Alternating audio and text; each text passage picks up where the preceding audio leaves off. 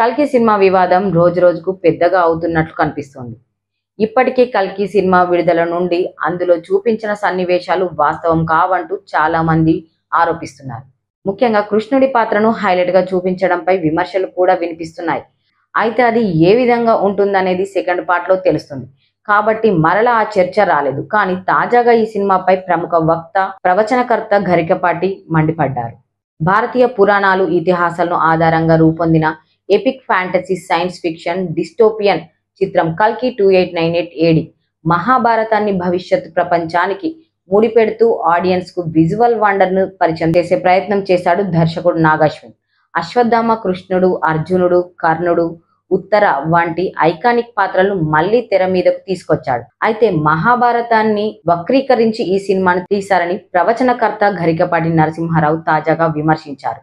కర్ణుడు, అశ్వత్థామ పాత్రలను వక్రీకరించి చూపించారని విరుచుకుపడ్డాడు. కర్ణుడు ఏంటో తెలియకపోతే కల్కి సినిమాలో చూపించిన వాడే కర్ణుడు. మనమేం చేస్తాం, సినిమా వాళ్ళు ఏం చెప్తే అదే.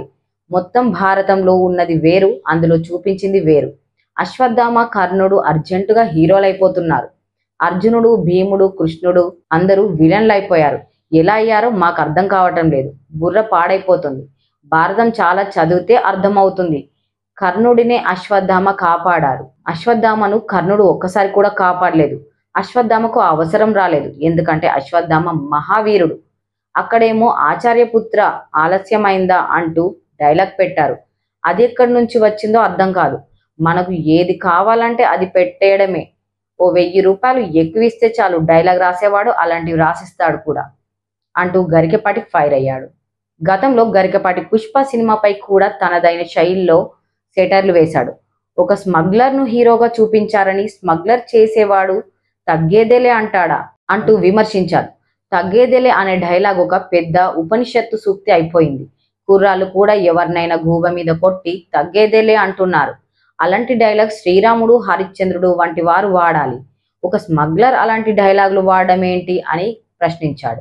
ఏది సంచలనం చేయాలో అది మానేసి దుర్మార్గాన్ని, దొంగతనాన్ని సంచలనం చేస్తున్నామని విరుచుకుపడ్డారు. సినిమా హీరో, డైరెక్టర్ కనిపిస్తే కడిగి పారేస్తానని హెచ్చరించారు. ఇప్పుడు అదే విధంగా కల్కి 2898 ఏడి సినిమాపై తన అభిప్రాయాన్ని వ్యక్తం చేశారు. ఈ వీడియో ప్రస్తుతం నెట్టింట వైరల్ అవుతోంది. దీనిపై ప్రభాస్ ఫ్యాన్స్ ట్రోల్ చేస్తున్నారు. కల్కి 2898 ఏడి చిత్రంలో బౌంటీ హంటర్ గా, కర్ణుడిగా 2 పాత్రల్లో ప్రభాస్ కనిపించారు. విష్ణు అవతారాన్ని మోసే గర్భిణీ స్త్రీగా దీపికా పదుకొనె నటించగా, అశ్వత్థామ పాత్రను అమితాబ్ పోషించారు. సుప్రీం యాస్కిన్ గా కమల్ హాసన్ కనిపించారు. అర్జునుడిగా విజయ్ దేవరకొండ, ఉత్తరగా మాలవికా నాయర్ అతిథి పాత్రలో మెరిశారు. క్లైమాక్స్ లో ప్రభాస్ ను కర్ణుడి అవతార్లో చూపించిన సెకండ్ పార్ట్ పై ఆసక్తి కలిగించారు. మరి నాగాశ్విన్ ఈసారి కల్కి పార్ట్ 2లో ఎలాంటి కథను చెబుతారో చూడాలి.